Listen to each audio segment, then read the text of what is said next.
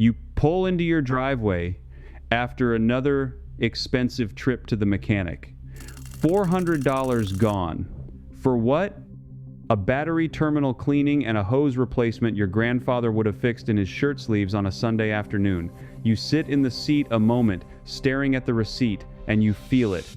That quiet suspicion that you have been paying for something you should never have had to pay for. Here is what I learned after 3 years driving back and forth between Lancaster County and Holmes County, Ohio. A $2 jug of white vinegar from any grocery store can replace almost every liquid a mechanic sells you for $40. And the Amish families I sat with knew this before your father was born. They kept their buggies, their tools, and their tractors running for generations, with the same clear liquid sitting on your pantry shelf right now.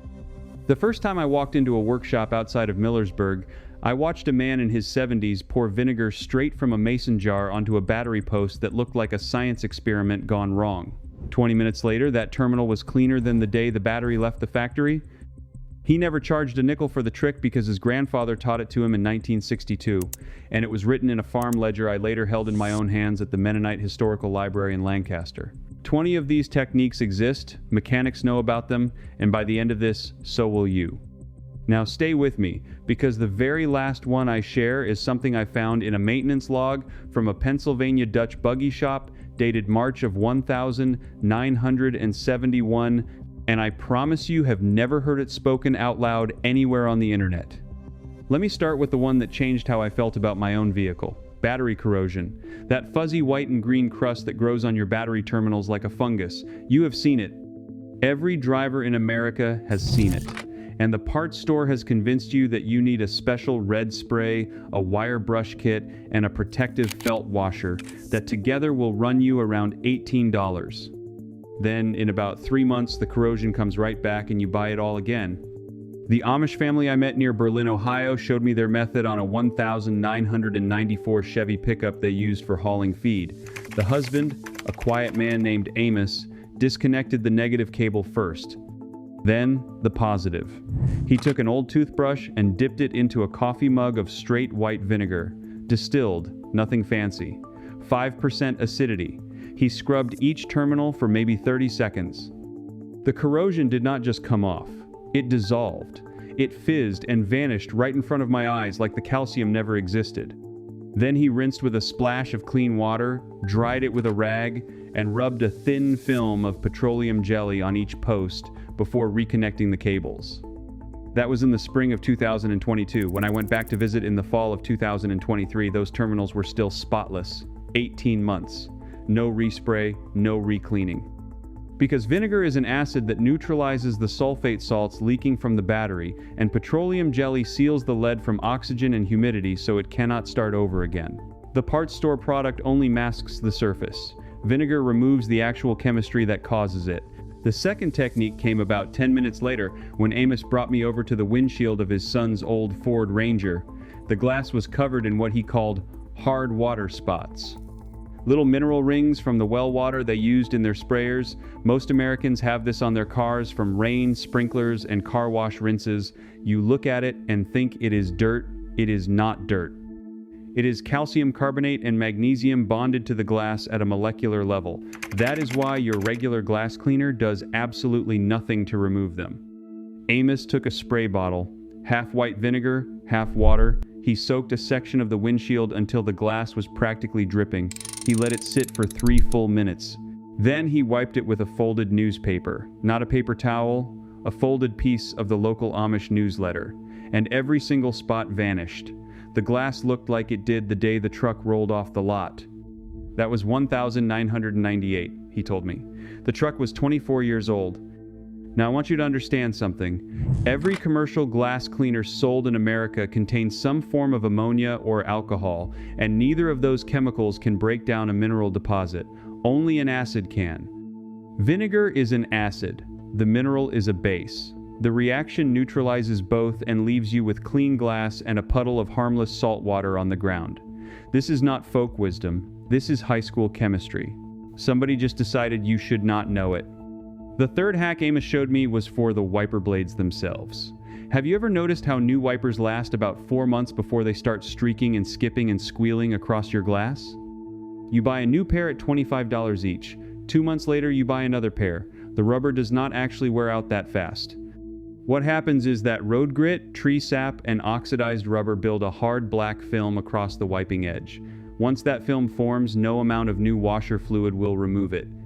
But a paper towel soaked in white vinegar, wiped along each blade in one direction for about 20 seconds per blade, will dissolve that film completely. My own wipers went from a horrible chattering mess to smooth, silent perfection in less than a minute. Those blades were already 14 months old. I have now stretched them past 2 full years using nothing but this trick every 3 months. But here is where the story starts to get interesting. Because when I asked Amos why the local auto parts store never mentions any of this, he just smiled and said, in that soft Pennsylvania Dutch accent, that a man who sells you the cure does not want to also sell you the truth. Therefore, I want to move to the fourth technique, and this one saved me an actual repair bill of $340. The clogged windshield washer nozzle. Those little jets on your hood that spray the fluid up onto your glass, over time they either dribble weakly or stop working entirely. Most people take the car to a shop and get charged for a nozzle replacement, or worse, the shop tells you the pump is bad and you are looking at a much larger job. In almost every case, the nozzles are just clogged with the minerals from cheap washer fluid, dust, and old bug residue that has hardened inside those tiny openings. Amos, and later a mechanic friend of mine in Sugar Creek, showed me the fix. You take a syringe or a small squeeze bottle, fill it with warm white vinegar, not boiling, just warm to the touch. Then you gently push the vinegar backward through the nozzle from the top of the hood side so it flows down into the hose that feeds the jet. Let it sit for 10 minutes. Then hit your washer switch. The clogs blow right out, and the jets come back to life stronger than the day you bought the car. That is a $300 repair avoided with something that cost less than $1 in vinegar. The fifth vinegar trick concerns your radiator, and this one I want you to pay close attention to, because it is the difference between owning a car that lasts 300,000 miles and owning one that dies at 150. Over time, mineral scale, rust, and old coolant residue build up inside your cooling system. That scale insulates the metal, which means your engine cannot shed heat properly. Slow overheating begins. Head gaskets fail, water pumps seize, radiators split. There is an old practice, documented in a Mennonite maintenance journal from Reading, Pennsylvania, dated 1969, where the community mechanic recommended flushing tractor radiators every second spring with a mix of 1 gallon white vinegar to 2 gallons of distilled water. You drain the old coolant, you fill the system with the vinegar mixture, you run the engine with the heater on full blast for about 15 minutes at idle. Then you shut it down, let it cool, drain the mixture, and flush twice with plain water before refilling with fresh coolant. The vinegar dissolves the mineral scale that has accumulated. It also loosens rust that no chemical flush at the parts store can touch, because those flushes are formulated to be gentle enough not to cause warranty claims. Vinegar is not gentle, it is thorough, and it works. I did this last summer on a 2006 Toyota Tundra I bought, used with 211,000 miles on the clock. That truck had been running about 10 degrees hotter than it should. After the vinegar flush, the temperature gauge dropped back into the normal range and has stayed there.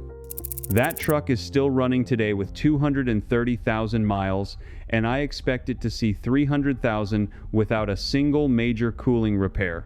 Now here is where the story turns, because somebody figured out how to make money keeping you in the dark. The sixth hack is for chrome. If you own an older vehicle with any chrome trim, bumpers, or wheels, you already know the pain. The pits, the rust dots, the dull haze that no amount of polish removes. A bath of pure white vinegar, applied with steel wool of the finest grade, will lift surface rust off chrome in about 2 minutes. I have watched it done on a 1978 Ford pickup bumper that looked like it had been left in a swamp. When the man was finished, the chrome looked like it had been replated. $5 of vinegar, $0 in labor. He kept that bumper on his farm truck for another 12 years. The seventh is for interior mold and mildew. Anyone who has ever left a window cracked during a rainstorm knows what happens next. That musty smell that no air freshener can cover. Amos taught me to fill a small spray bottle with half water and half vinegar, mist the carpet and the fabric seats lightly, and let the vehicle sit closed in direct sunlight for 6 hours. The vinegar kills the mold spores at the root, and the sun cooks off both the moisture and the vinegar smell. When you come back that evening, the interior smells like nothing at all. Which is exactly what a clean car should smell like, because every one of those pine tree hangers and sprays and cans is just another form of chemical residue you never needed. The 8th is for stubborn bumper stickers. That old campaign sticker your teenager put on the back window. That state park pass from 4 years ago. You have scraped and given up. Soak a paper towel in white vinegar, lay it directly on the sticker, leave it for 20 minutes, come back and the sticker peels off in one piece, leaving no glue and no residue. This works because vinegar dissolves the acrylic adhesive that sticker manufacturers use. Nothing else at the parts store touches it as effectively. The 9th vinegar hack applies to tar spots and road grime on your paint. Not for delicate finishes, but for the black gunk on rocker panels and lower doors. A vinegar soak with a soft cloth will lift road tar without damaging clear coat. I would still recommend a wax afterward, but you have already saved yourself the cost of a specialty remover that was going to run you $12 for 4 ounces. And now, if you already own a house and a vehicle sitting in your driveway and you are wondering if any of this actually applies to your everyday driving, stay with me, because this next part is specifically for you. The 10th technique is for the air conditioning system inside the vehicle. When you turn on your AC and you get that gym locker smell blowing across your face, that is not a Freon problem. That is mold and bacteria growing on the evaporator coil deep inside the dashboard. Every mechanic in America will happily sell you an AC evaporator cleaning service for $150 to $250. And it works, but so does this. Take a spray bottle of 1 part vinegar to 1 part water. With the engine running and the AC set to maximum cold and maximum fan, spray the mixture into the fresh air intake vent that sits at the base of the windshield just below the wipers. Do not soak it. Just mist it steadily for about 45 seconds. The AC blower will pull that mist across the evaporator coil, and the vinegar will kill the mold, the bacteria, and the mildew that create the smell. The smell will be gone within 1 day. This is done in every Amish shop I visited in Ohio. Not one of them charges for it. The 11th applies to the rubber seals around your doors and windows. If you already own an older car, you know these seals dry, crack, and start leaking wind and water. Wipe them once every 2 months with a rag lightly dampened with a solution of 1 part vinegar to 5 parts water. This removes the film of oxidized rubber that traps dirt and speeds up the dry rot. Then follow up with a wipe of clean motor oil, exactly as the old Amish taught, which slows the evaporation of the plasticizers in the rubber. I have door seals on a 2011 Honda that look and feel like new because of this. That is 15 years of daily driving with no cracks. The 12th is for your headlights. Not the yellowed plastic covers, though vinegar helps there too. I mean the inside of the lens where condensation gathers on cool mornings. If you have moisture inside your headlight housing, that housing has a bad seal. A cotton swab dipped in vinegar and run gently around the seal loosens grime that traps moisture. Then a fresh bead of clear silicone reseals it. That is a 15-minute fix for what a dealer would charge you $300 to replace as a whole assembly. The 13th. Rust prevention on your undercarriage. In salt states like Pennsylvania, Ohio, Michigan, and every place where they treat the roads in winter, your undercarriage is the first thing to go. There is a technique documented by an old order Mennonite mechanic in Holmes County, Ohio, who kept a 1968 Chevrolet running on the road until 2017. He wiped down the frame rails and exposed metal underneath the vehicle every fall with a rag soaked in a mixture of white vinegar and linseed oil. The vinegar neutralizes any beginning of oxidation. The linseed oil forms a wax-like protective barrier. He wrote about it in a private ledger that his son let me photograph. That ledger is now donated to the Ohio Amish Library in Millersburg and can be viewed by appointment. The 14th involves your fuel economy. I know that sounds too good to be true, but hear me out. Over time, small amounts of ethanol from modern gasoline leave a varnish inside your fuel injectors. That varnish slightly restricts spray patterns. Your engine runs a fraction less efficiently. Multiply that fraction across every tank you buy, and you are losing hundreds of dollars per year in wasted gasoline. There is a debated but often repeated shade tree technique where about half a cup of white vinegar added to a nearly empty tank right before you fill up with premium gasoline helps clean the injectors gradually over the next few hundred miles. I want to be careful here. Modern engines are sensitive, but I have spoken to 3 older Amish drivers with pre-2000 vehicles who swear by this method for keeping older carbureted engines clean, and none of them have had fuel system problems in decades. Use your own judgment. The 15th is for your key locks. If you still have a key you insert into a door lock or trunk lock and it feels sticky or refuses to turn on cold mornings, the lock is fouled with dirt and moisture. A tiny amount of vinegar on the key, worked in and out of the lock 3 or 4 times, cleans the tumblers, then a drop of graphite powder inside the lock reseals the moving parts. Total cost, well under $1. The dealer will charge you $200 to replace that lock cylinder. Therefore, we come to the harder truth. Somebody has been making a lot of money off your not knowing any of this. Consider that the automotive maintenance industry in America is worth over $150 billion annually. A significant portion of that revenue is generated by services that cost a shop very little to perform, priced at rates the public accepts because the public was never told there was an alternative. Every one of the 15 techniques I have just described threatens some portion of that revenue. Not a huge portion, but enough that no advertiser wants you to hear about it. Enough that no glossy magazine, no auto club newsletter, and no dealership pamphlet will ever print the words that you have just heard from me. The 16th hack is for the plastic and vinyl interior surfaces of your car. The dashboard, the door panels, the center console. Over years of sun exposure, these develop a filmy haze that regular glass cleaner cannot cut through, and specialty interior sprays coat the surface with silicone that eventually attracts more dust than it repels.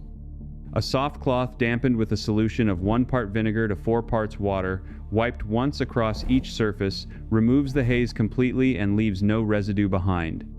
I did this on the interior of a 2003 Buick that my brother bought for $400, and when he saw it, he thought I had paid for a full interior detail. The 17th is for cloth seat stains, coffee, soda, grease from a fast food bag. Any organic stain on a fabric seat responds to a paste of vinegar and baking soda. Apply, let it foam for 10 minutes, blot with a clean rag, then let it air dry with the windows down. I have removed stains from 10-year-old fabric seats that professional detailers had already given up on. The 18th is for tire dressing. That black shine you pay $4 a can for is mostly silicone in a solvent base. It looks nice for 2 washes and then it is gone. There is an old Amish preparation mentioned in a shop notebook I saw in Kidron, Ohio, dated 1974, that mixes 1 part vinegar, 1 part water, and a small amount of vegetable glycerin from the pharmacy. Rubbed on clean tires with a foam applicator, this restores that deep black look and lasts through 3 or 4 rains. A gallon of the mixture costs less than $4 and lasts an entire season. The 19th. Frosted or icy windshields on winter mornings. Instead of scraping and cursing at 6 in the morning, keep a spray bottle in your car containing 3 parts white vinegar to 1 part water. Spray the windshield the night before if a frost is forecast. The vinegar lowers the freezing point of water on the glass, and in the morning any thin ice wipes right off with the wiper blades. This is a technique I first heard from an older gentleman at a country auction outside of Shipshewana, Indiana, and it has saved me hundreds of hours of scraping over the last 4 winters. And now we come to the 20th technique, the one I promised you at the beginning. The one I found in a shop ledger dated March of 1971 from a buggy and vehicle repair operation run by a family named Stoltzfus outside of Intercourse, Pennsylvania.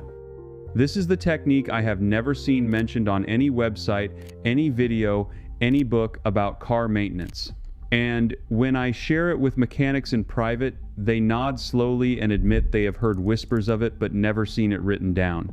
The Stoltzfus Ledger, page 47, entry dated the 12th of March in the year 1971, describes a method for restoring the compression and cleanliness inside a small engine that had been sitting unused for years.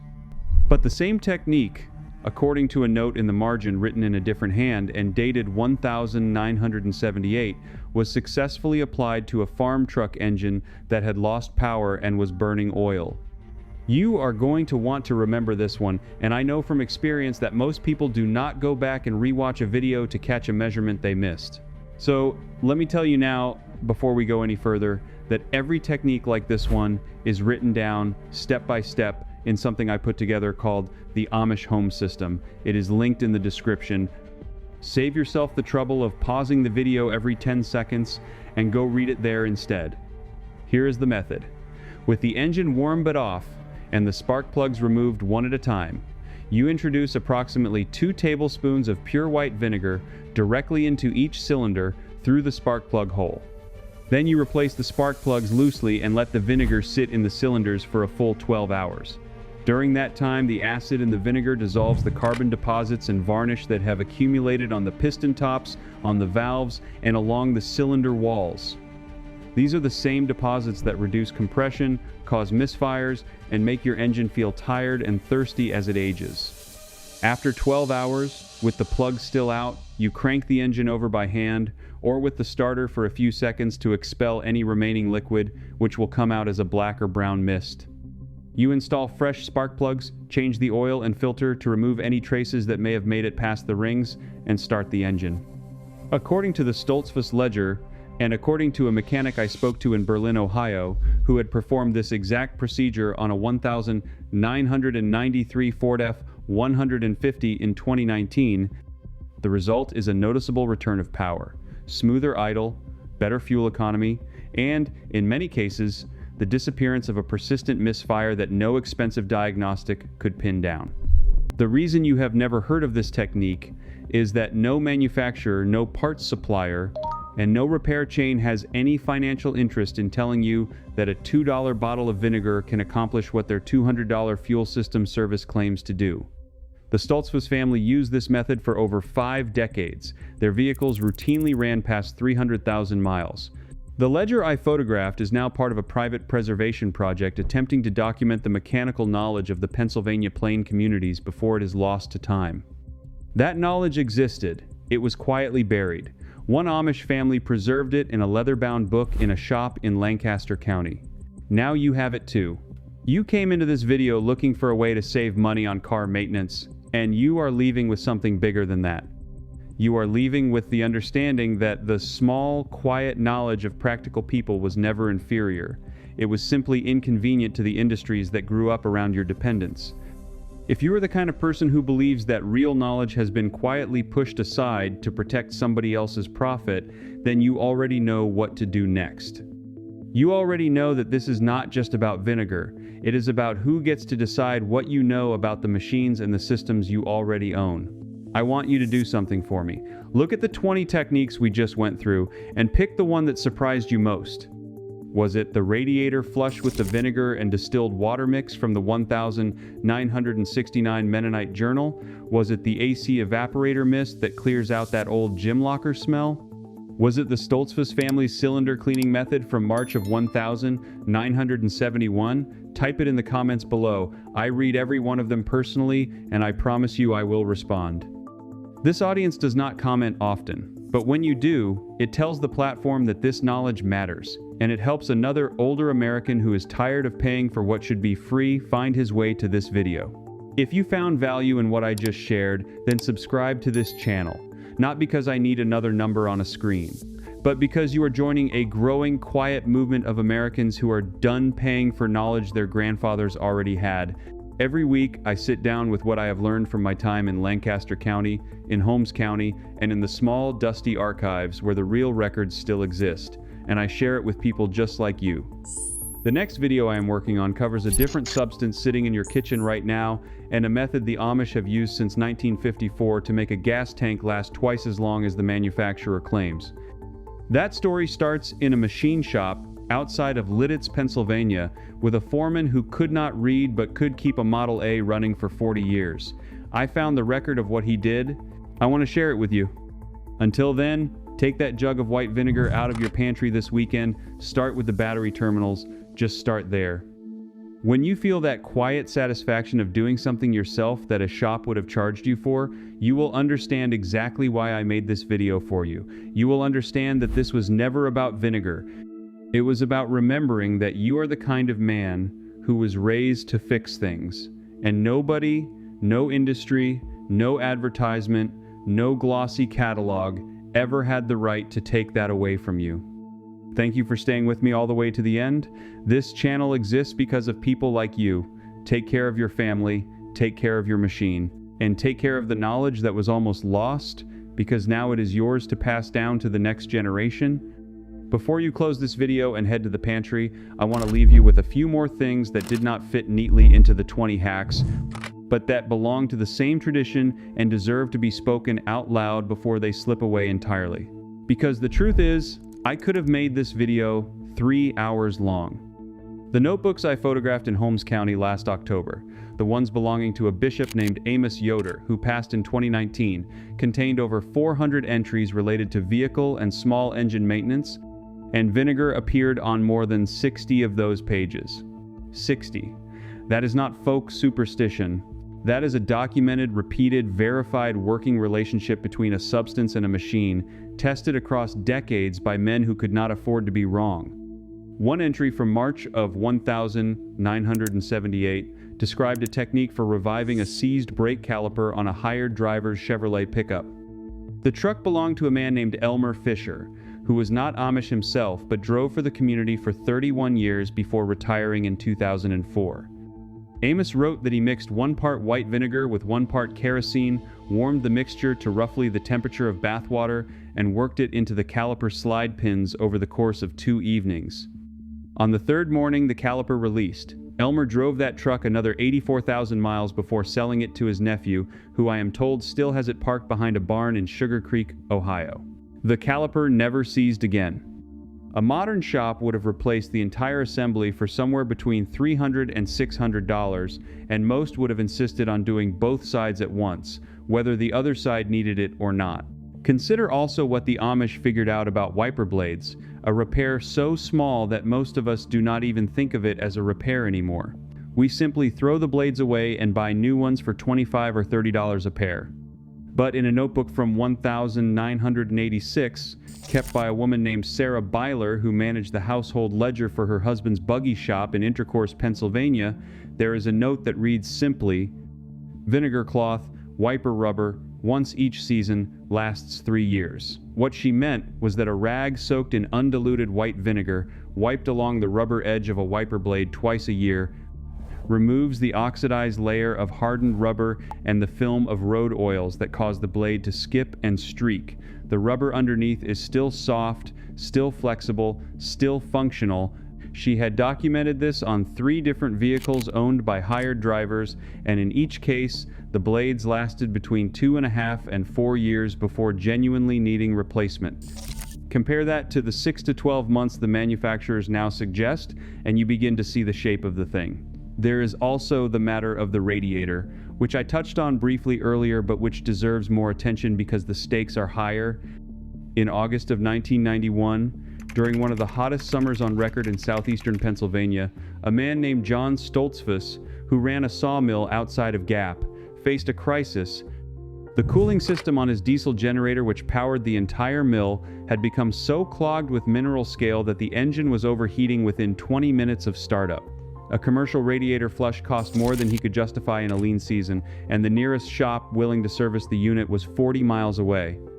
So John drained the cooling system, filled it with a mixture of 3 gallons of white vinegar and 7 gallons of rainwater collected from his barn roof, and ran the engine at low idle for 45 minutes.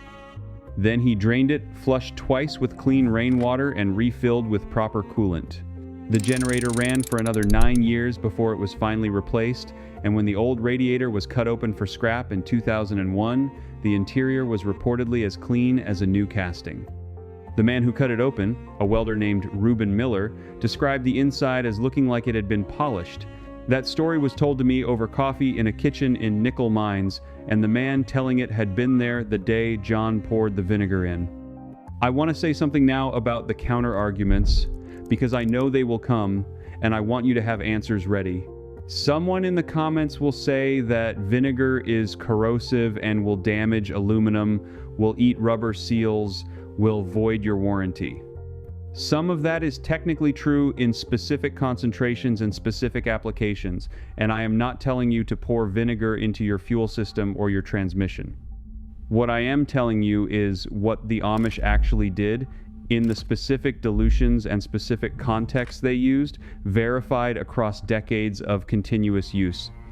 When Amos Yoder wrote in his 1978 notebook that a 50-50 vinegar and water solution was safe for battery terminal cleaning, but that undiluted vinegar should never touch the aluminum housing of an alternator, he was not guessing.